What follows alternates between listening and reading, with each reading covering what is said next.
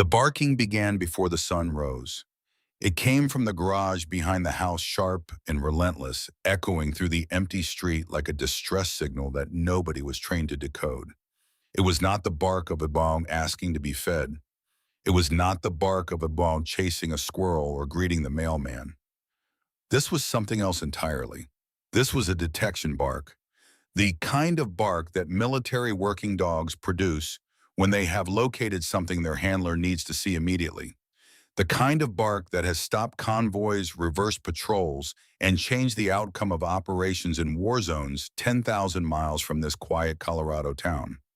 The dog making that sound had detected 14 improvised explosive devices buried beneath roads in Helmand Province, Afghanistan. Over 5 years of combat service across hundreds of patrols and dozens of operations, it had saved lives that would have been lost without its nose, its instinct, and its absolute refusal to let its handler walk into danger unwarned. But on the one night that mattered most, the bomb was buried too deep. The trigger was a command wire operated by a man hiding 300 meters away, and even the best detection dog in the United States military could not smell what was not there to be smelled. That night cost a life that can never be replaced, and the man who survived it has not been the same since. Now that same dog was standing in front of a garage in a town called Ridgecrest, Colorado, 3 days after a funeral, barking at something hidden beneath a canvas tarp. And in more than 5 years of service, this dog had never once given a false alert. Remember that. Before we go any further, take a moment right now and hit that subscribe button. Share this video with someone who believes that loyalty and love can outlast even death. And if you know a veteran or someone carrying wounds you cannot see, send this to them. Because this story is about to prove that sometimes the ones who save us are the ones we never thought to look at. 3 days after the funeral, Ridgecrest, Colorado, population 2,847. Marcus Hale sat on the kitchen floor at 4 in the morning. Not on a chair. The chairs were pushed against the wall untouched for days. Not on the bed he had not slept in since Tuesday. On the cold linoleum floor, his back pressed against the refrigerator, his arms wrapped around his knees, his head tilted against the humming metal. It was a position he had learned in forward operating bases across Afghanistan. The way soldiers sit when they need to feel something solid behind them and cannot bring themselves to trust anything else in the room. But this was not a forward operating base. This was the kitchen of his childhood home, a kitchen where his mother Linda had made pancakes on Saturday mornings, a kitchen where his father Robert had read the newspaper with coffee so strong it could strip paint off a fence post, a kitchen that now smelled like nothing because nobody had cooked in it for weeks, and the only scent hanging in the air was the sharp bite of bourbon from the bottle on the table. On the counter, his phone glowed with 7 missed calls from the VA Medical Center in Pueblo. He had not answered. He had not answered in 6 weeks. Next to the phone sat a bottle of Jim Beam, half empty. Next to that, the corpse of its predecessor, completely drained. The amber liquid caught the blue glow of the phone screen and scattered tiny fragments of light across the ceiling like stars reflected in a dirty puddle. Marcus Hale was 34 years old. He had spent more than a decade as a United States Navy SEAL. He had operated in deserts where the air burned skin on contact, in cities where every shadow could conceal someone trying to kill him, on mountains where silence could mean safety or death, and his nervous system had to decide which one in less than a heartbeat. He had been described as precise, focused, and unshakable by commanding officers who used those words the way surgeons use the word healthy, sparingly and only when they mean it. But nothing in his years of special operations warfare had prepared Marcus Hale for the silence that filled his kitchen tonight. The silence that arrives after you bury the last person who knew you before you became something dangerous. The silence that does not echo. It just sits on your chest like a stone placed there by someone who is never coming back to remove it. Outside in the cold darkness, the dog barked again. To understand what was hidden in that garage and what it would eventually mean for an entire town, you need to understand the Hale brothers. And to understand the Hale brothers, you need to go back to a Tuesday night in October 2001, 6 weeks after the towers fell in New York, when the world as Jack and Marcus Hale knew it ended for the first time. Robert and Linda Hale were driving home from a church fundraiser in Pueblo, 40 miles north of Ridgecrest, when a pickup truck ran a red light on Highway 69. The collision was head-on. Robert, 43, a mechanic who had run Hale's auto repair for 20 years, died on impact. Linda, 41, a second-grade teacher at Ridgecrest Elementary, who was loved by every child who had ever sat in her classroom, died in the ambulance 9 minutes later. The driver of the other vehicle walked away with a broken wrist. He had been drinking since noon. A Colorado State Patrol officer knocked on the Hale family's door at 11:30 that night. Jack, 21 years old, opened it barefoot. Marcus, 17, stood behind him on the stairs, still half asleep, not yet understanding why a uniformed officer would be standing on their porch at this hour. The officer spoke for less than 2 minutes. When he finished, Jack closed the door, turned to his younger brother and said one word: "Sit." In the weeks that followed, two brothers made decisions that would shape the rest of their lives in ways neither of them could yet imagine. Jack, who had just completed his second year studying mechanical engineering at Colorado State University, and who, according to his professors, possessed genuine talent for the discipline, dropped out. He came home to Ridgecrest, took over his father's auto repair shop behind the house, and told Marcus one thing: "You finish school, I will handle everything else." Marcus finished school. He graduated from Ridgecrest High in the spring of 2002 with a 3.4 grade average, a reputation for being the quietest kid in every room, and absolutely no idea what to do with himself. He worked odd jobs for 4 years: construction, ranch work, a brief stint at a hardware store in Pueblo, all while watching the wars in Afghanistan and Iraq unfold on television, and feeling an inexplicable pull toward the noise that endangered the sense of mission, toward anything that was not the suffocating stillness of a town where every street corner reminded him of parents who were never coming home. In 2005, at 21 years old, Marcus walked into a Navy recruiting office in Colorado Springs.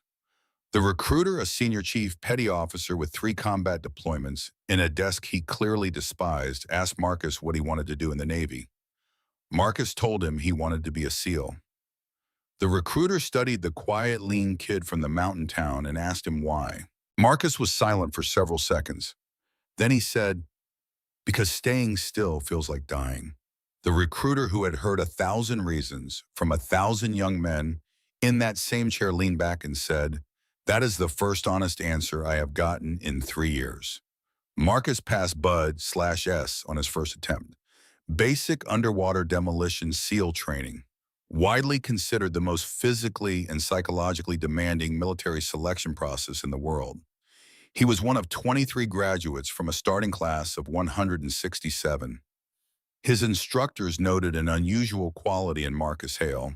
He did not simply endure suffering. He seemed to leave his own body when the pain reached its peak, retreating to some internal place where the agony could not follow. As if he had been practicing that skill long before the Navy tried to teach it to him.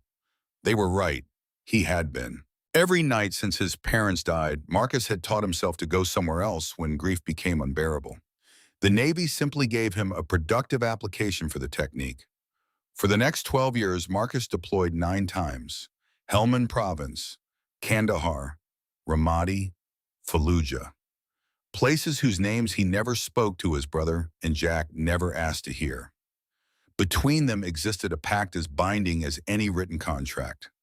Jack held the home. Marcus held the line. They called each other every Sunday without fail. Jack talked about the 1972 Ford F-150 he was restoring in the garage. Marcus said everything is fine, even when 12 hours earlier he had been face down in the dirt with bullets snapping past close enough to feel the heat on his neck. Jack never pushed. Marcus never volunteered. And in that silence that each brother loved the other in the only way he knew how, by not asking the questions whose answers would destroy them both. In 2012, during his 6th deployment, Marcus was assigned a military working dog, a Belgian Malinois named Coda. 2 years old, 65 pounds of muscle and instinct packed into a lean, tawny frame, engineered by nature and refined by training for speed, endurance, and controlled aggression. Belgian Malinois have been the preferred breed of United States Special Operations Forces since the early 2000s. They are faster than German Shepherds, more agile, more driven, and possess an intensity of focus that borders on obsession. When SEAL Team 6 executed the operation that killed Osama bin Laden in Abbottabad, Pakistan, in May 2011, a Belgian Malinois named Cairo was part of the assault element. In the military, working dogs are not pets. They are classified as weapon systems with their own service records, their own medical files, their own ranks. A handler does not own a military working dog. He is entrusted with one the way a sniper is entrusted with a precision rifle. The bond between handler and dog is not sentimental in the way civilians imagine. It is operational, and it is in its own way the most intimate partnership in combat. Because a military dog will do something no weapon, no piece of technology, and no fellow human being can do with the same consistency. It will tell you what is there before you can see it, hear it, or know it exists. Over 5 years, CODA detected 14 IEDs buried under roads and hidden behind walls across Helmand province. Each detection was a binary event, life or death. Each one meant a convoy that did not disappear in a fireball of shrapnel and burning fuel. Each one meant phone calls that did not have to be made to families back home. One night in the Helmand River Valley during a patrol along a road that intelligence had cleared, as safe CODA stopped dead. His ears went flat, his body locked rigid, and he barked. Not his standard alert, his emergency bark. The one that in 5 years of service had only ever meant one thing. Death is here. Marcus raised his fist, the universal signal for halt. The squad froze. 30 seconds later, a mud wall 15 meters ahead detonated. A pressure plate, AED, had been rigged to explode when a person walked past. The blast threw debris 50 meters in every direction. If the squad had taken 10 more steps, every single one of them would have been killed. After that night, Marcus stopped thinking of CODA as equipment. CODA was his partner, his early warning system, the one creature in the world whose judgment he trusted without reservation, without hesitation, and without exception. Now that same dog was standing in a garage in Ridgecrest, Colorado, barking at something under a tarp. And whatever was there, CODA believed Marcus needed to see it. But before Marcus could answer the dog, you need to understand what happened on the night that broke him. March 2017. A night without moonlight on the outskirts of Jalalabad, Afghanistan, near the border with Pakistan. Marcus's team callsign Ghost Unit received orders for a direct action mission. Extract an Afghan interpreter, known by his work name, Salim, who had been kidnapped by Taliban fighters 3 days earlier. Salim had provided critical intelligence to American forces for 4 years. Every hour he remained in enemy hands meant another piece of information being extracted from him. The clock was running out. 2 Humvees, 8 operators, a rapid insertion to a compound confirmed by drone surveillance 3 miles outside the city. Standard profile for Ghost Unit, the kind of operation they had executed dozens of times before. In and out before the first call to prayer. Marcus drove the lead Humvee. CODA rode in the back ears, rotating slowly, scanning the darkness for information the human senses could not access. In the passenger seat sat Staff Sergeant Tommy Brennan. Tommy was Marcus's best friend. They had survived Bud/S together, that grinding crucible where the Navy strips young men down to their most essential components and keeps only the ones who refuse to quit. They had deployed together 7 times. They communicated in a shorthand that transcended spoken language. A glance, a shift in posture, a slight movement of the hand that said everything necessary in environments where speaking could get you killed. Tommy Brennan was 31 years old from a small town in Virginia called Lynchburg. He had a wife named Karen and a 4-year-old daughter named Lily who had recently learned to ride a bicycle. Tommy carried a photograph of Lily on her bicycle tucked inside his helmet liner. He never talked about going home because talking about going home was considered bad luck. But every single night before a mission, he touched that photograph through the fabric. Marcus had seen him do it 100 times and never once mentioned it. The convoy was 600 meters from the target compound when the road erupted beneath them. This IED was different from the ones Coda had spent 5 years detecting. The pressure plate bombs that Coda's nose was trained to find left traces, chemical signatures, disturbed earth, the faint scent of explosive compounds seeping through soil. But this device was command wire detonated. A man sitting in a building 300 meters away watching through a window pressed a button at the moment the lid Humvee crossed his kill zone. No pressure plate, no chemical residue on the road surface, no scent trail for any dog, no matter how gifted to detect. Coda had not failed. The enemy had simply used a weapon that no living nose could counter. The blast was massive. It lifted the 5-ton Humvee off the ground, rotated it 90 degrees in the air, and slammed it onto its side with enough force to crack the ballistic glass and buckle the reinforced steel frame. Coda was thrown clear through the blown-out rear door. The dog tumbled across the hard-packed earth, scrambled to his feet, shaking and disoriented but alive. Marcus, strapped into the driver's seat, took a jagged fragment of the door frame through his right kneecap. The pain was instantaneous and enormous and strangely clarifying. It cut through the ringing in his ears and the choking dust and told him miraculously where he was and what was happening. They were in a kill zone. Taliban fighters opened fire from 3 directions. Muzzle flashes lit the blackness like a broken strobe light. Rounds hammered the overturned Humvee's armor, each impact ringing through the vehicle's frame like a hammer on an anvil. The second Humvee returned fire, but the ambush had been designed to isolate the lead vehicle. And then Tommy moved. Marcus was pinned. His right leg was trapped beneath the buckled dashboard, the knee already swelling around the embedded metal. He could feel blood running warm into his boot. He could hear Tommy's voice, calm and precise, the voice of a man who had been in this exact situation before and knew that panic was a luxury neither of them could afford. Tommy kicked open the collapsed passenger door, dropped to the ground, and crawled around the vehicle under a curtain of incoming fire. Bullets kicked dirt into his face. Tracers drew bright lines 6 inches above his helmet. He reached Marcus's side, grabbed the drag handle on the back of Marcus's body armor, and pulled. 20 meters of open ground. 20 meters between the overturned Humvee and a low stone wall that could provide cover. Tommy dragged Marcus across every inch of it, one arm hooked through the drag handle, the other firing his sidearm at muzzle flashes in the dark. Marcus felt rounds striking the ground beneath him close enough to throw dirt against his face. They reached the wall. Tommy propped Marcus against it, checked the knee wound with the quick professional assessment of a man who had treated injuries under fire many times before, and said 3 words. "Stay. You are good." Then Tommy Brennan stood up to lay covering fire for the rest of the team. A single round struck him in the upper chest, just above the edge of his plate carrier in the narrow gap between the ceramic armor plate and the collar. Tommy felt the way a building falls when the foundation is suddenly removed. Completely. Immediately. Without negotiation.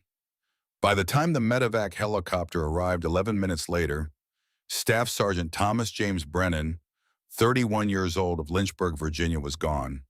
His daughter Lily's photograph was still inside his helmet liner. Undamaged, Marcus survived. Coda survived. The Humvee was declared a total loss and transported to the Defense Reutilization and Marketing Office at Fort Carson, Colorado for eventual auction or disposal. And something inside Marcus Hale, something essential that had allowed him to function, not just as a warrior, but as a human being, died on that road in Afghanistan beside his best friend. 4 months later, Marcus was medically discharged. The paperwork cited permanent damage to his right knee that would prevent him from meeting the physical fitness standards required for special operations. The real reason was simpler and could not be written on any form. He could not look at a Humvee without seeing Tommy's blood on the passenger seat. He could not hear a diesel engine without feeling the blast travel up his spine. He could not close his eyes without watching his best friend stand up one last time and take the round that was meant for everyone else. He came home to Ridgecrest in the fall of 2017. Jack picked him up at Denver International Airport and talked for the entire 3-hour drive south. About the shop, about Martha Henderson next door and her 6 new chickens, about the high school football team losing 12 games in a row. Marcus listened and nodded and even smiled once when Jack described Martha's rooster attacking the mailman. But inside his skull, the explosion had not stopped. It played on a loop day and night, and the only volume control Marcus had found was bourbon. Civilian life moved at a speed that felt like drowning. No missions, no targets, no reason to count exits or memorize faces or identify which objects in a room could be used as weapons. The hypervigilance that had kept him alive for 12 years had nowhere to go, so it turned inward, flooding his body with adrenaline at the sound of a car door or a pot dropping in the kitchen. He drank, not to get drunk, not at first, just enough to lower the volume, just enough to sleep for 3 hours before the nightmares dragged him back. But tolerance is a one-way ratchet. What worked last week does not work this week. And the bottles accumulated quietly like evidence in a case nobody was filing. Jack saw all of it. The bottles, the screaming through the walls at 3 in the morning, the way Marcus tracked movement in every room like a predator that could not power down. But Jack did not push. He showed up. Every morning a cup of hot coffee outside Marcus's door, sometimes with a note on a piece of shop paper. The shop could use another pair of hands if you were free. Marcus never went down. Coda was the last thread. The dog slept beside Marcus every night and awoke him from nightmares by licking his hand. The same gesture Coda had used in Afghanistan when Marcus needed to snap back to reality during operations. In the dark, in the silence of a house that felt as foreign as any battlefield, a military dog was doing what no therapist and no medication and no amount of whiskey could manage, reminding Marcus heartbeat by heartbeat that he was still here. And that still being here had to mean something. January 2019, a Tuesday morning, ordinary in every possible way. Marcus woke at 6 to the vibration of his phone on the nightstand, Martha Henderson's name on the screen. Martha was 74 years old. She had lived next door for 31 years. She had watched both boys grow up, babysat them on Friday nights, attended every birthday, every school play, every graduation. After Robert and Linda died, Martha became something between a grandmother and a guardian angel. Always present, never intrusive, ready the instant she was needed. Her voice was shaking in a way Marcus had never heard. "Marcus, sweetheart, Jack is on the floor of the shop. You have to come right now." Marcus ran, barefoot. January. Frozen ground. He barely felt it. He found Jack lying on his back among the tools and engine parts and oil-soaked rags that had been his world for 17 years. Jack's eyes were open. His mouth was curved in a half-smile as if, in his last conscious moment, he had solved a mechanical problem that had been bothering him for days. A massive cardiac arrest had arrived without warning and departed without mercy.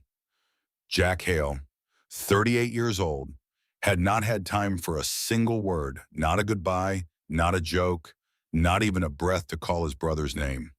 The funeral brought more than 200 people, farmers in clean shirts, teachers who had worked with Linda 20 years earlier, ranchers and plumbers and electricians whose trucks and tractors and water pumps Jack had repaired for years, often for free, often at dawn, often without being asked. Marcus stood beside the casket wearing Jack's suit because he did not own one, and realized with devastating clarity that 200 people in this town knew his brother better than he did. He had spent 12 years protecting strangers in countries whose names he could not speak publicly. And the one person who deserved his protection most had been dying quietly right here, and Marcus had not noticed. At the edge of the cemetery, a man Marcus did not recognize stood watching, about 50 years old, military bearing, silver hair cut short, metal frame glasses. He observed the burial from 30 yards away, then turned and walked to a pickup truck with Montana plates and drove away before Marcus could get close enough to speak. 3 days later, Marcus sat in the dark house with the second bottle nearly empty, reaching for the third, and Coda barked, again and again and again. Day one, Marcus ignored it. Day two, he opened the back door and shouted at the dog to stop. Coda looked at him with amber eyes that had stared down every kind of danger the world could produce and barked again. Day three, Marcus sat on the edge of his bed with the whiskey bottle in his hand, and a thought cut through the numbness like a blade. In 5 years of combat operations, Coda had never given a false alert. If the dog said there was something in that garage, there was something in that garage. Marcus put the bottle down. He went to find his boots. The garage door opened with a groan that sounded almost human. Dust floated in the thin sunlight that struggled through a small, filthy window. The space smelled like motor oil and cold metal. Jack's smell. The smell Marcus would forever associate with his brother's hands and his brother's patience and his brother's refusal to give up on anything broken. Two shapes sat beneath heavy canvas tarps. The first closer to the door was clearly the 1972 Ford F-150 that Jack had been restoring for years. The second shape pushed into the far corner was larger, boxier, and covered with a thicker tarp that had been tied down with heavy rope. Coda walked straight to the second shape. He sat down beside it, turned his head toward Marcus, and was utterly silent. The barking was over. The message had been delivered. Now it was up to Marcus to open it. Marcus's hands found the knots in the rope. His heart was hammering for reasons his conscious mind could not identify, but his body was already flooding with adrenaline. He untied the ropes, grasped the tarp's edge, and pulled. Dust erupted into the air in a cloud that turned the weak sunlight golden. When it settled, Marcus saw desert tan paint faded and scratched, armored side panels dented but intact. Heavy-duty run, flat tires new recently mounted. A military Humvee. Marcus stepped closer.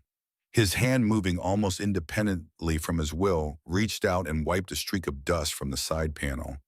And there, nearly hidden beneath years of grime painted in small block letters by a hand that Marcus would have recognized anywhere, were two words: Ghost Unit. His knees gave out. He grabbed the vehicle's frame to keep from hitting the floor. His breathing turned ragged. His vision narrowed, because this was not just a Humvee. This was his Humvee, the exact vehicle his team had used during their final deployment.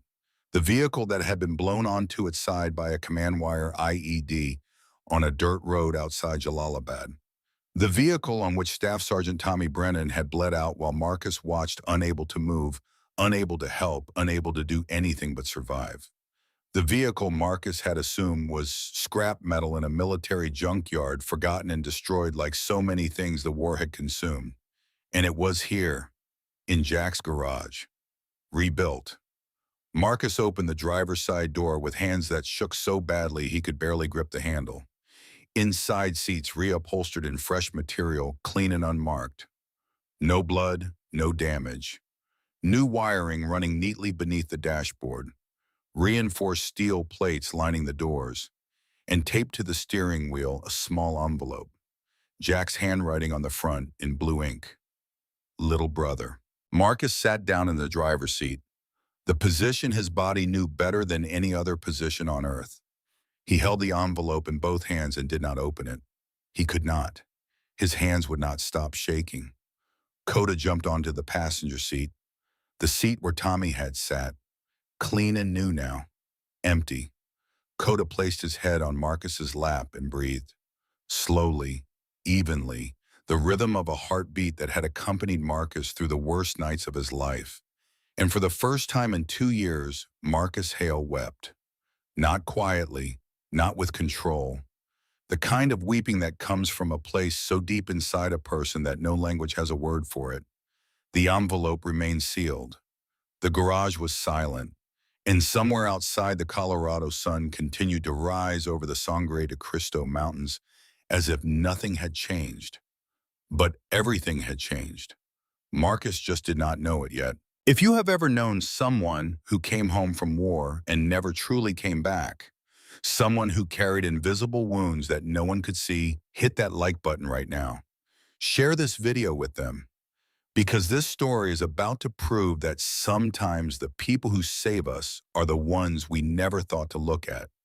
And what Marcus finds in that letter will change everything. Marcus sat inside the Humvee for 1 full hour before he touched the envelope. 60 minutes of silence broken only by the sound of Coda breathing on the passenger seat and the occasional creak of the old garage shifting in the January cold. The dog did not move, did not whine. He lay perfectly still with his muzzle resting on Marcus's thigh, his amber eyes half closed, his rib cage rising and falling with the steady rhythm of a creature who understood that this moment required absolute stillness. Marcus picked it up. The paper was slightly yellowed at the edges. The blue ink on the front had not faded. Jack's handwriting, large block letters, the kind that belongs to a man whose hands are more comfortable holding a wrench than a pen, but who was trying very hard to make every letter count. Marcus slid his thumb under the seal and opened it. 4 pages, written on paper torn from the order book at the repair shop. The pages smelled like motor oil, and beneath the oil, faintly like a memory caught at the edge of consciousness, they smelled like Barbasol aftershave. The same brand their father Robert had used every morning of his adult life. The same brand Jack had adopted without ever saying why. Marcus read the letter twice. The first time he could barely see the words because his vision kept dissolving. The second time he read with the same concentration he had once reserved for operational briefings. What Jack had written was in its own quiet way exactly that kind of briefing. The letter had 2 parts. The first part told a story that Marcus had never heard. August 2018, 5 months before Jack died. A phone call came to the repair shop from a Montana area code. The caller introduced himself as Frank Mercer, retired United States Navy, Master Sergeant. 28 years of service, the last 15 spent in logistics support for SEAL team operations. Frank was 52 years old. He lived alone on a small piece of land outside Missoula, Montana, and since retiring, he had occupied his time with building furniture and restoring decommissioned military vehicles that he purchased at government surplus auctions. There was something about taking a machine that had been through the worst the world could throw at it and making it run again that felt like the most useful thing he could do with what remained of his life. At a Defense Reutilization and Marketing Office auction held at Fort Carson, Colorado, Frank had come across a Humvee listed as Lot 47. The vehicle was in rough condition, engine dead, suspension damaged, body panels carrying the particular kind of wear that only comes from operating in a combat zone. 2 things caught his attention: the vehicle identification number, which matched records he recognized from his years processing logistics for SEAL operations, and on the side panel in small hand-painted letters, 2 words: Ghost Unit. Frank knew that name. He had processed supply requisitions, ammunition orders, and vehicle maintenance reports for Ghost Unit during their final operational cycle. He knew the vehicle. He knew about the ambush. He knew about Tommy Brennan. Frank also knew that the unit's lead operator, Marcus Hale, had been medically discharged. He remembered the name because he remembered all the names. Every requisition form, every damage report, every casualty notification that passed through his hands over 28 years had left a mark. Frank searched for Marcus online and found what anyone would find when searching for a Hale in Ridgecrest, Colorado. Hale's Auto Repair, a small business listing with a phone number. He called and reached Jack at the shop on a Wednesday afternoon. The conversation lasted 45 minutes. Frank told Jack about the Humvee, Jack told Frank about Marcus, and somewhere during that conversation, two men who had never met made a decision that would alter the course of a third man's life. Frank asked, "How's your brother doing?" Jack was quiet for a wide time. Then he said five words in a voice so flat and steady that it frightened Frank more than any answer filled with emotion could have. "He is not doing well." Frank said he had the vehicle. He would sell it at the price he had paid at auction, $8,500. He said he did not know if having the Humvee back would help or hurt, but in his experience, sometimes broken things need to see each other to start healing. Jack bought the Humvee the same day, $8,500. It was not quite everything he had saved in 17 years of running a repair shop, where half his customers paid late and more than a few never paid at all, but it was close. He did not negotiate. He did not ask for time to think. He heard the number and said yes. Frank loaded the Humvee onto a rented flatbed trailer and drove it south to Ridgecrest. He arrived after midnight. Jack was waiting in the driveway with a flashlight and 2 cups of coffee. The two men pushed the 5-ton vehicle into the private garage at 2 in the morning, moving slowly so that Marcus, sleeping 30 yards away, with Coda at his feet, would not hear his past rolling across the gravel. That was the first part of the letter. The second part was the part that broke Marcus in half and then somehow in the same breath began to put him back together. Jack wrote that he knew what was happening to his brother. He did not use clinical language. Jack wrote in the language of a man who fixes things for a living.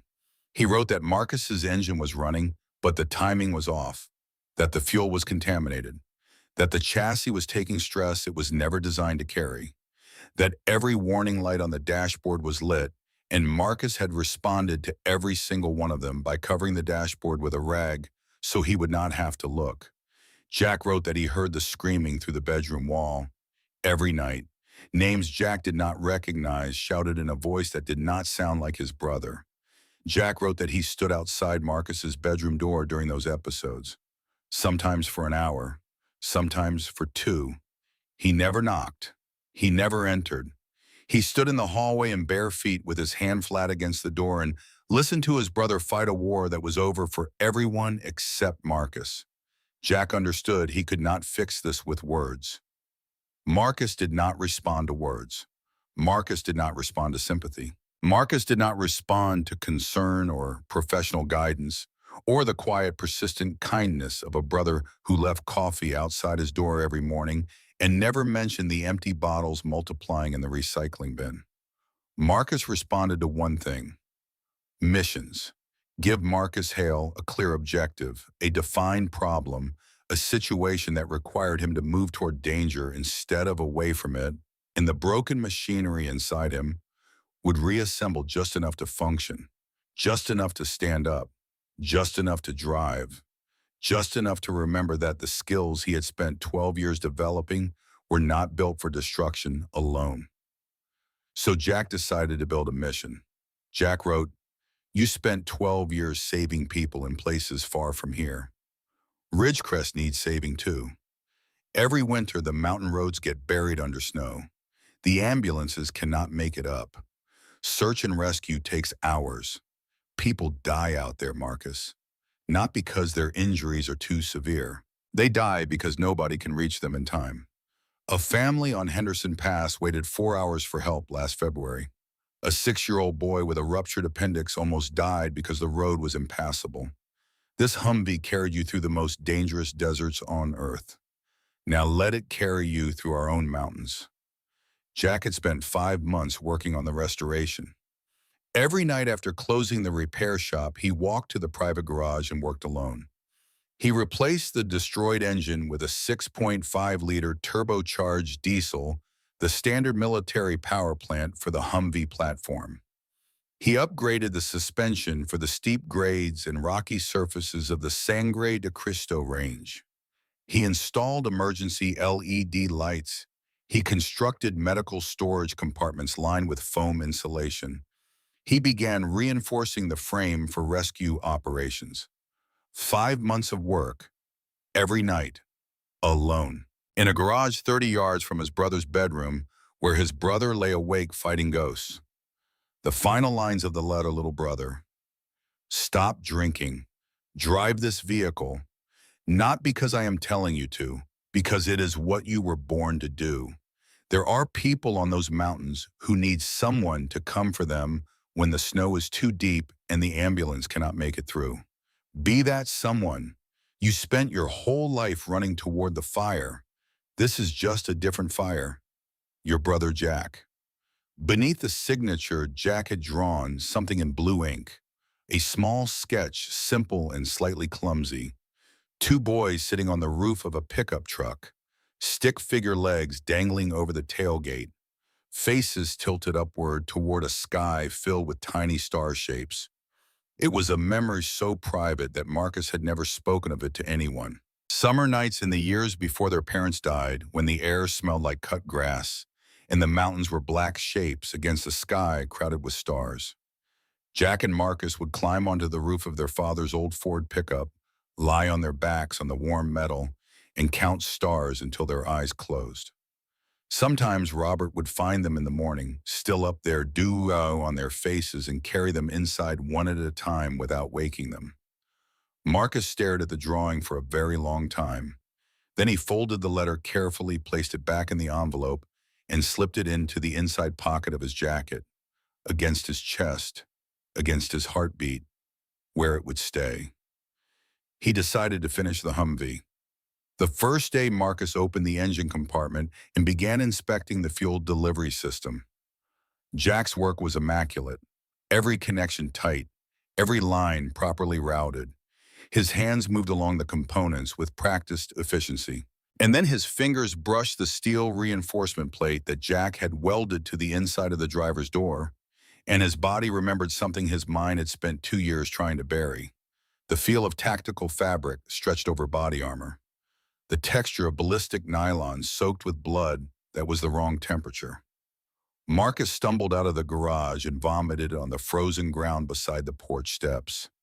Coda appeared beside him without a sound. The dog pressed his shoulder against Marcus's leg and stood there warm and solid, offering the only thing he had: proximity. By the end of the second week, Marcus had stopped working on the Humvee entirely. The whiskey was back. The garage door stayed closed. And then on the 15th day, a pickup truck with Montana plates pulled up in front of the house. The man who stepped out was tall and broad-shouldered, with silver hair cropped close to the scalp and metal frame glasses that sat slightly crooked on a face shaped by decades of wind and sun and military discipline. He wore a flannel shirt and work boots that had seen real work. He moved with an economy of motion that wasted nothing and advertised nothing but said to anyone who knew how to read the signs. I have been places. Marcus recognized him. The man from the cemetery. Frank Mercer did not knock. He walked into the house through the unlocked front door, opened the refrigerator, surveyed the row of bottles on the counter, and looked at Marcus with the expression of a man conducting an inspection he already knew would yield bad results. Jack called me 3 days before he died.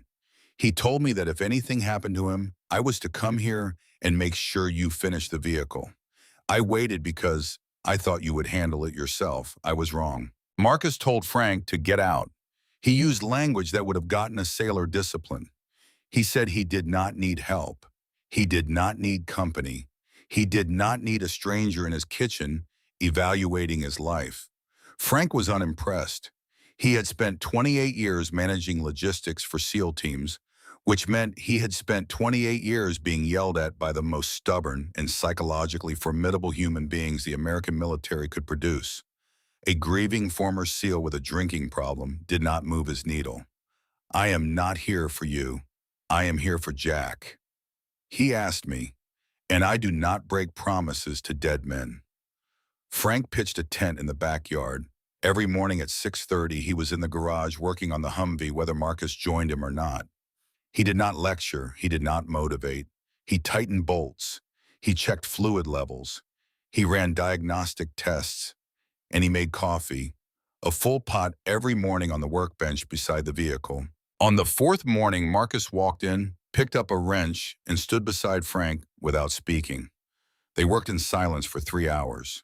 When they stopped, Frank poured 2 cups of coffee, handed one to Marcus, and said 2 words. Same time. He meant tomorrow. Marcus understood. A week later, Frank showed Marcus something else. In the bottom drawer of Jack's workbench, a drawer Marcus had never thought to open, was a manila folder. Inside, 50 pages of printed material. Medical journal articles about post-traumatic stress disorder in combat veterans. Brochures for veteran support programs.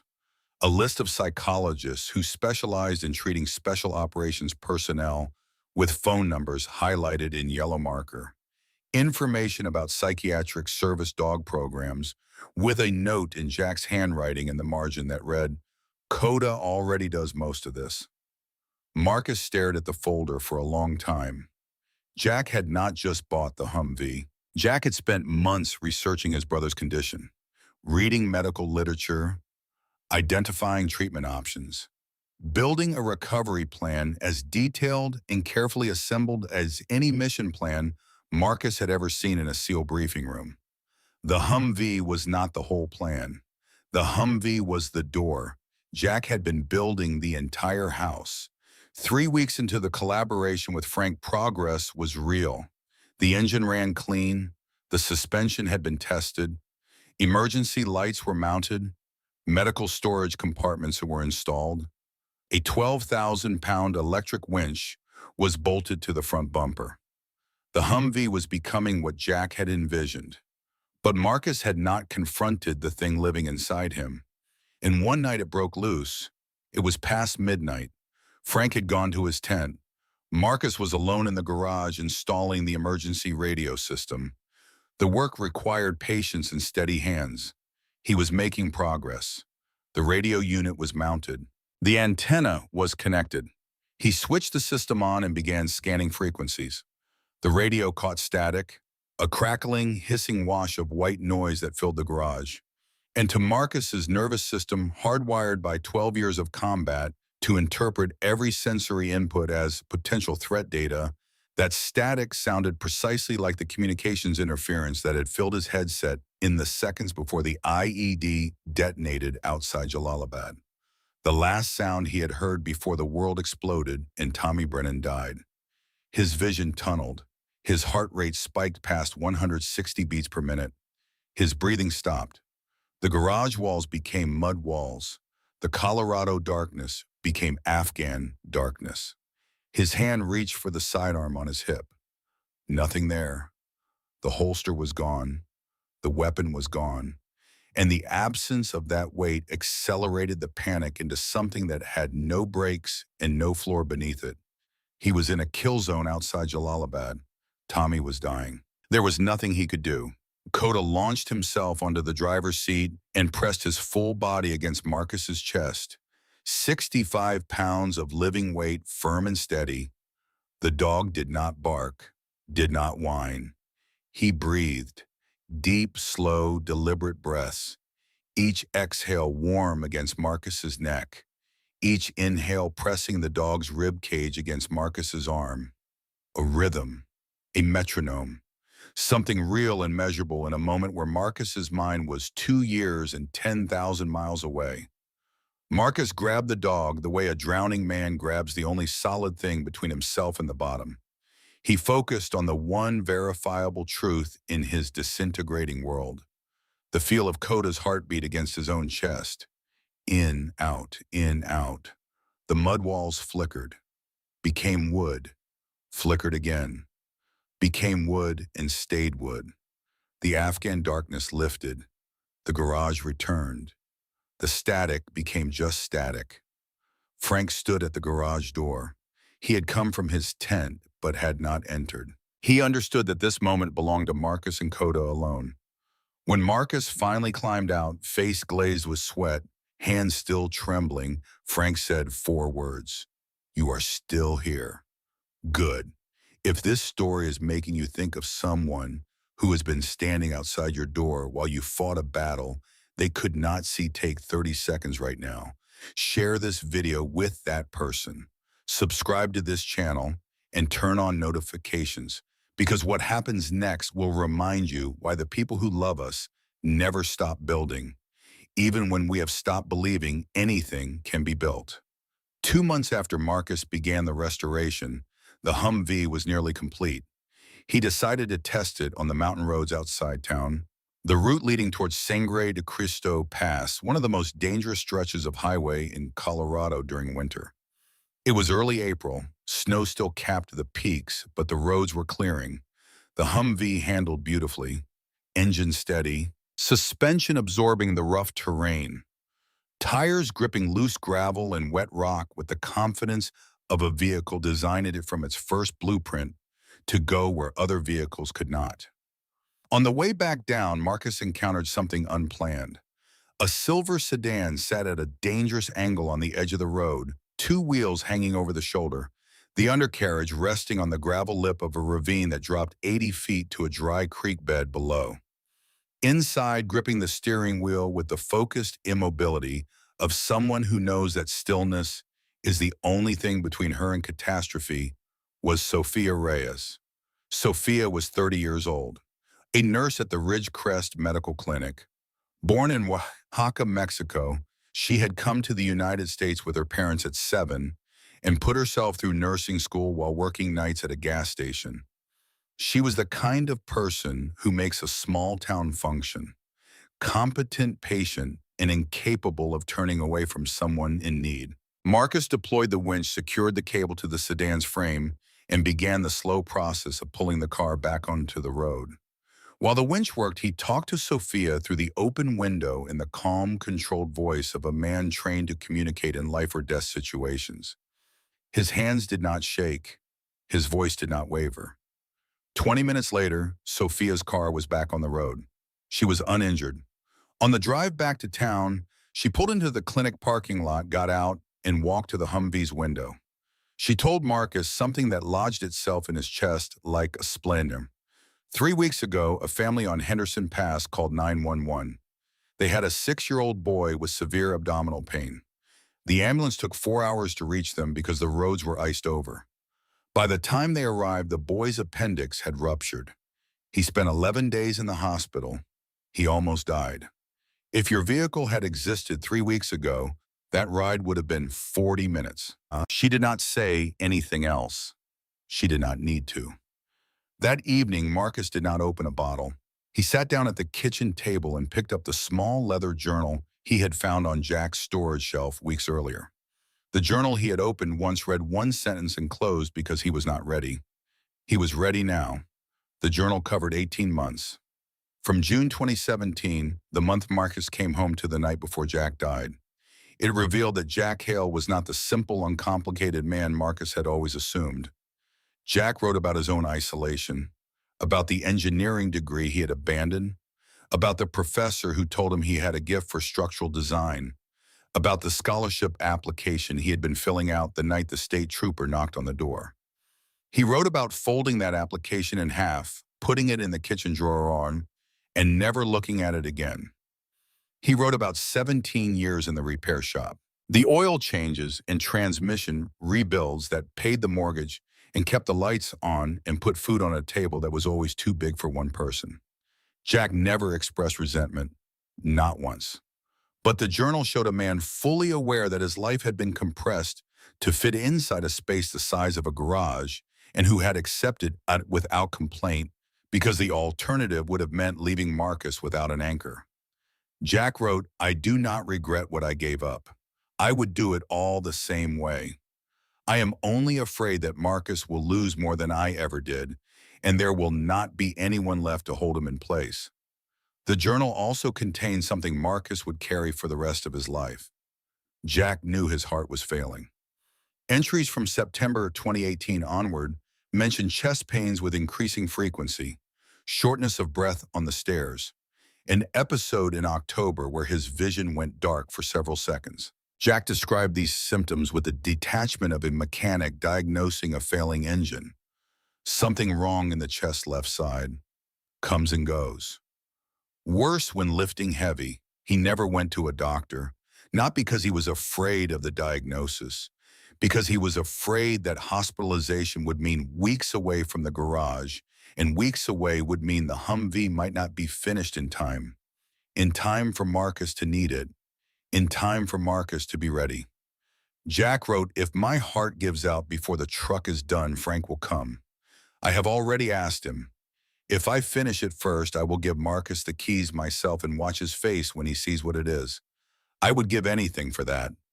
But if the ticker quits before the engine is ready, then the letter will have to be enough." The last page was dated the night before Jack died. The handwriting was slightly unsteady, as if the hand holding the pen was tired, or as if the heart pushing blood to that hand was not pushing quite hard enough.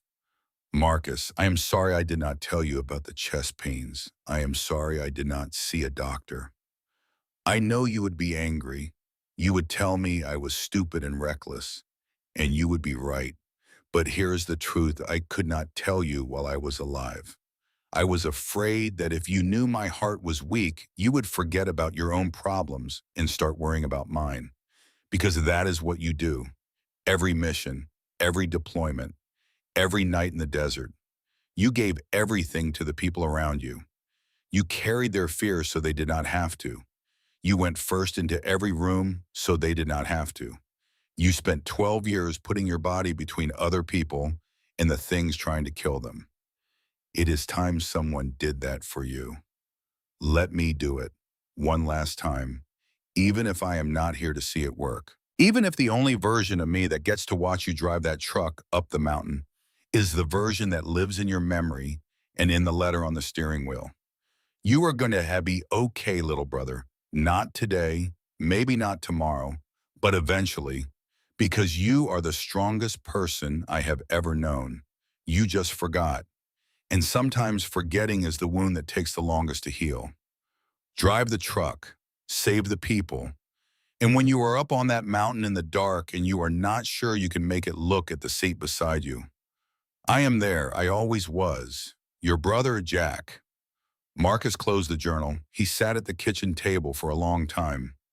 Coda lay at his feet with one paw resting on Marcus's boot. Outside, the Sangre de Cristo Mountains stood against a sky full of stars. The same stars two boys had counted from the roof of their father's truck a lifetime ago. For the first time since Jack's death, Marcus understood the full scope of what his brother had built. Not just a vehicle, a bridge, between a war that had ended and a purpose that had not yet begun, between a brother who was gone and a brother who was still here. Jack had been a warrior in his own right, a warrior who fought in silence without weapons, without comrades, without recognition, a warrior whose battlefield was a repair shop and whose mission was one person, his little brother. And Jack had given everything to that mission, including in the end, his life. The morning after Marcus finished the journal, he drove to the fire station on Main Street. He brought a formal operational proposal. 40-mile operating radius covering 5 dangerous mountain routes. Direct radio coordination with county emergency services. Advanced trauma care capability using the tactical combat casualty care training he had received during his years in the SEALs. Equipment manifest, including the winch, medical supplies, thermal gear, and a backup satellite phone. Patient transport protocols for rendezvous with ambulances at lower elevation access points. Fire Chief Tom Rivera, 45 years old, originally from Las Cruces, New Mexico, read the proposal in silence. Then he looked up. "Your brother built most of this plan, did he not?" Marcus nodded. He filled in the gaps. Tom extended his hand across the table. "He said they needed a radio call sign, something the dispatchers would recognize." He slid a piece of paper across the table. "Guardian Unit." Over the next weeks, Marcus integrated the Humvee into the county's emergency response system. Pete Calloway, 28, the town electrician and a former National Guard veteran, who understood what Marcus carried because he carried his own version of it, helped install a dedicated radio unit at the fire station. Sophia Reyes convinced the clinic to stock additional trauma supplies. Carol Dalton, wife of the town's most vocal critic of the project, organized a donation drive at the community church that raised enough money for a professional-grade defibrillator. Her husband, Ray Dalton, 60 years old, the biggest ranch owner in the area, and a member of the town council, said nothing about his wife's involvement. but he stopped making comments at council meetings. In Ridgecrest, that was as close to an endorsement as Ray Dalton ever gave. November 2019. The first major winter storm of the season struck the Sangre de Cristo range with a violence that made every forecast look foolish. Sustained winds of 60 miles per hour, snow falling at 3 inches per hour, visibility less than 15 feet, temperature 5 degrees below zero, every road above 6,000 feet buried. At 9 in the evening, the radio crackled. Tom Rivera's voice tight with urgency. Guardian, we have a 911 from Henderson Pass. Family of 4 stranded. Vehicle in a ditch, 200 meters off the main road. Father, mother, 5-year-old son, and the mother's 62-year-old mother. The wife is in active labor. County ambulance cannot reach them. Road is closed. State Patrol has pulled all units below the snow line. You are the only option. Marcus stood at the garage door and looked into the storm. The wind pressed against his body. The cold cut exposed skin on contact. Every risk assessment protocol he had ever learned pointed to the same conclusion. The conditions exceeded the safety threshold for a solo operation. But Coda was already in the vehicle. The dog had jumped into the passenger seat before the radio transmission finished, as if he had been waiting for this exact moment since the day the tarp came off the Humvee. Ears forward, eyes locked on the windshield, body coiled and ready. Mission posture.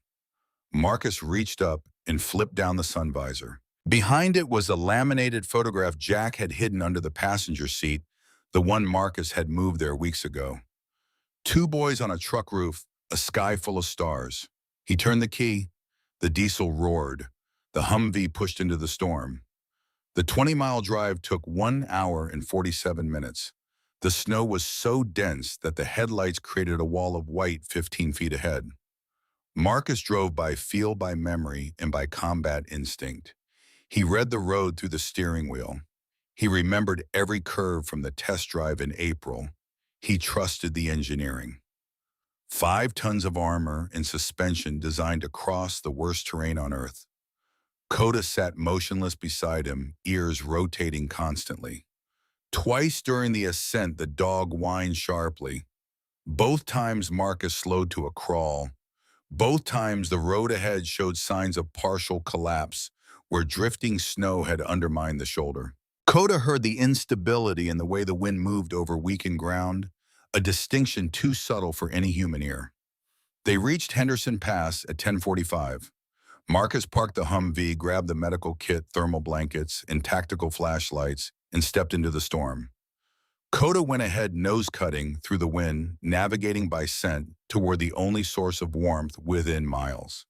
They found the sedan 200 meters from the road, half buried in a snow-filled ditch interior, lights still glowing. Inside sat Miguel Reyes, 32 years old, Sophia's husband. Henderson Pass was the only road from their town to the county hospital. Sophia was in active labor contractions less than 2 minutes apart. Beside her in the back seat, 5-year-old Lucas was wrapped in every piece of clothing the family had, shivering and silent. Next to Lucas, Sophia's mother, Rosa, 62, held her grandson's hand and prayed in Spanish. Sophia's eyes found Marcus in the flashlight beam. Recognition crossed her face. "You are the man with the military truck." She grabbed his wrist. "The baby is coming. Right now." Marcus assessed the situation in 10 seconds. Sophia was in the final stage of labor. Moving her through 200 meters of knee-deep snow was too dangerous. He would deliver the baby here, in this car, in this ditch, in the middle of the worst storm to hit these mountains in 20 years. He ran back to the Humvee and returned with everything he needed: medical kit, sterile gloves, thermal blankets, tactical flashlights. He worked in the calm, measured voice he had used treating wounded operators under fire. The voice that says, "This is under control even when the world outside is coming apart." Coda positioned himself next to Lucas. The boy immediately wrapped both arms around the dog's neck and buried his face in the warm fur. Coda did not move. He breathed slowly, evenly. The boy's shaking diminished, then stopped. Rosa prayed. Miguel held his wife's hand with both of his face-white jaw, set eyes, never leaving Sophia. Marcus delivered the baby with hands trained on blast wounds and gunshot injuries. But those hands had always worked to keep people from dying. Tonight, for the first time, they were working to bring someone into the world, and they did not shake. For the first time in 2 years, his hands were perfectly steady. The baby girl was born at 11:47 in the evening. She arrived crying, a sound so fierce and alive that it seemed to push the storm back. Marcus cleared her airway, wrapped her in a thermal blanket, and placed her on Sophia's chest. For a moment, the car was silent, except for the baby's breathing and the wind and Rosa whispering, "Thank God," in Spanish. Marcus looked at the scene, a mother holding her daughter, a father weeping, a little boy asleep against a bomb, a grandmother giving thanks. And he thought of Jack. He thought of the letter. He thought of the words, "Ridgecrest needs saving too." He used the winch to extract the sedan, transferred the family to the Humvee, and drove them through the storm toward town. On the drive, amid the engine noise, he heard the sounds of life around him. Coda breathing, the baby making small sounds, Miguel whispering, Rosa praying, and underneath everything, the steady rumble of the engine Jack had installed with his own hands alone in the dark for a brother who never knew. Something deep inside Marcus's chest shifted, not healed, not fixed, but aligned, like a fractured bone settling into a position where it could begin slowly to knit. The Humvee reached Ridgecrest at 1:53 in the morning. The fire station was lit. Tom Rivera and the volunteers stood beside a county ambulance. But they were not the only ones waiting. Martha Henderson was there, bundled in a wool shawl, holding a thermos of coffee she had made at midnight when she heard the radio traffic. Pete Calloway stood beside her, hands in his pockets, his eyes saying what his mouth would not. And at the edge of the light, half in shadow, Ray Dalton. Ray walked forward as Marcus opened the Humvee door. He watched the family being transferred to the ambulance. Sophia clutching her newborn, Miguel carrying a sleeping Lucas, Rosa still praying. Then he looked at Marcus. He extended his hand. Marcus shook it. Ray held on a moment longer than necessary. Then he let go and stepped back. No words needed. Before the ambulance doors closed, Miguel Reyes came back to the Humvee. "My wife wants to name the baby." Marcus nodded. "Jacqueline, after your brother." Marcus opened his mouth. Nothing came out. Coda, sitting in the open doorway, barked once. A single bright bark. Not detection, not alert. Joy. The kind Marcus had not heard from the dog in a very long time. Over the following year, Guardian Unit became part of Ridgecrest, the way the repair shop had once been. December. 2 college students lost on Blanca Peak in a sudden storm. Marcus and Coda searched for 6 hours. The dog found them behind a rock outcropping, both hypothermic, one no longer shivering, which was the worst sign. Marcus performed rewarming protocols while Coda lay across the more critical patient, 65 pounds of body heat radiating through the thermal blanket. Both survived.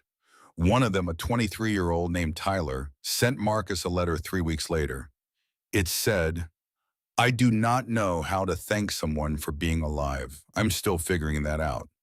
But I wanted you to know I am trying." Marcus pinned the letter to the pegboard in the garage next to Jack's tools. February. A school bus with 12 children stuck on a flooded low road after rapid snow melt. Marcus pulled it free with the winch, while Coda stood on the Humvee's hood, barking with an enthusiasm the children found hilarious. The next day, 12 crayon drawings appeared on the garage door. Green trucks and big brown dogs. One by a 6-year-old named Sophia included a stick figure labeled "The Army Man Who Saves Pepple." April. A brush fire at a ranch 3 miles east of town sparked by a downed power line on an access road too narrow for the main fire engine. Marcus drove in with portable firefighting equipment and had the fire contained before the crew arrived on foot. The ranch belonged to Ray Dalton. After the fire was out, Ray walked across his scorched pasture to where Marcus stood beside the Humvee. He said one word, "Come." It was not a request. They sat at Ray's kitchen table. Carol brought coffee and mugs printed with the ranch brand. Ray was silent for a full minute. Then he spoke. Derek Dalton, his son, 28 years old, Army infantry, 2 tours in Afghanistan. Came home in 2015 and seemed fine. Helped on the ranch, went to church, smiled at the right moments, said all the correct things. And one morning in March 2016, Carol found him in the barn. He had not left a note. Ray told the story without his voice breaking. It had gone flat the way a voice goes when it has told the same story so many times that all the emotion has been worn out of the words. But his hands around the coffee mug were trembling. When I saw you come home to Ridgecrest, I saw my son. Same look in the eyes.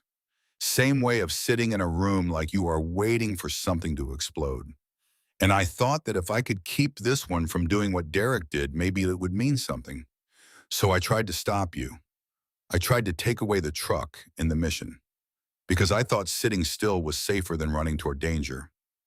He paused. I was wrong. Your brother understood what I did not. Derek did not need someone to make him sit still. He needed someone to give him a reason to move. And nobody figured that out in time. Not me, not his mother, nobody. The kitchen was quiet. Outside, the scorched pasture smoked faintly. Marcus looked at his coffee for a long time. Then he said something he had never said voluntarily to another human being. There are still days I want to give up. Days when the whole thing feels like a uniform I am wearing over the same broken person underneath. Days when the bottles seem like the only honest option. He paused. But the dog will not let me. Every morning, Coda gets in that passenger seat and waits. And I cannot look at him sitting there trusting me to show up, trusting me to be the person he believes I am, and then choose to stay on the floor with a bottle. I just cannot. Ray nodded. He did not offer advice, did not say it gets better. He just nodded. The nod of a man acknowledging another man's truth. I hear you. I see you. You are not alone. June 2020. A quiet afternoon. Warm light through the garage windows. Marcus was wiping down the Humvee with a chamois cloth, the way Jack used to clean vehicles after finishing a repair. Coda walked across the garage floor to the exact spot where he had stood barking 3 days after Jack's funeral. The dog lowered himself to the concrete slowly, the way old dogs do when their joints protest the basic act of lying down. He placed his head on the floor. He breathed slowly. Marcus put the cloth down and sat beside him. He knew. Coda was 10 years old, bought for a Belgian Malinois, ancient for one whose body had endured 5 years of combat operations in extreme heat, extreme cold explosive concussions, and the chronic physical stress of a life spent operating at the outermost edge of what a body can withstand. The veterinarian had warned Marcus a month earlier. Kidney function declining, joints degenerating. The body was winding down the way all bodies eventually do, but faster because this body had given more than most are ever asked to give. Marcus lay down on the concrete floor beside the dog, the same way they had lain beside each other on 1,000 nights across 1,000 miles of desert and mountain. He put his face close to Coda's muzzle and breathed with him. In, out, in, out. The same rhythm they had shared in a Humvee under fire. In a garage during a panic attack that nearly consumed them both. On a mountain road in a blizzard while a baby was being born. Coda licked Marcus's hand one final time. The most familiar gesture in the world. The gesture that had woken him from nightmares. The gesture that had pulled him back from Afghanistan. The gesture that said in a language older than any human tongue, I am here. You are here. We are together. Then Coda closed his eyes.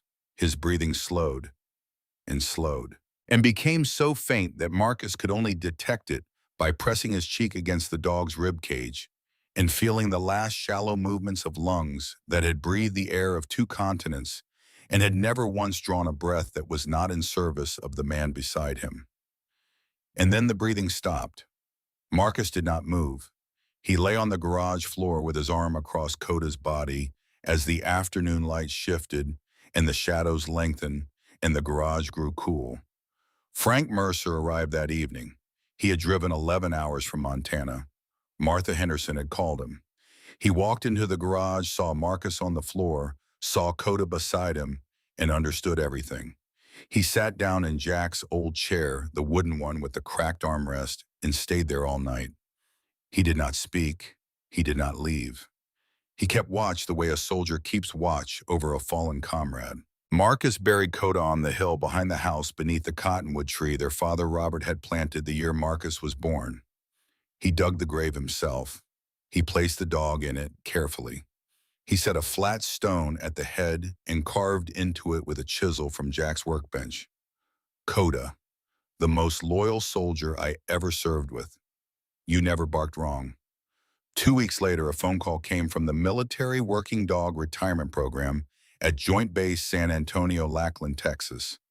They had a Belgian Malinois named Atlas, 3 years old, injured in his rear leg during an operation in northeastern Syria, no longer fit for active duty, but otherwise healthy and in need of an experienced handler. The person who had submitted Marcus's name to the program was Frank Mercer. Marcus drove to Texas. He came back with Atlas in the passenger seat. The young dog was faster than Coda, more energetic, still carrying the restless intensity of a warrior who had not yet learned to be still. But his eyes were the same, patient, alert, loyal. The eyes of a G who has seen the worst the world can produce and decided that the correct response is not retreat, but presence. Fall, 2021, Ridgecrest, Colorado. The Humvee sat in front of the garage, freshly washed, catching the late afternoon sun.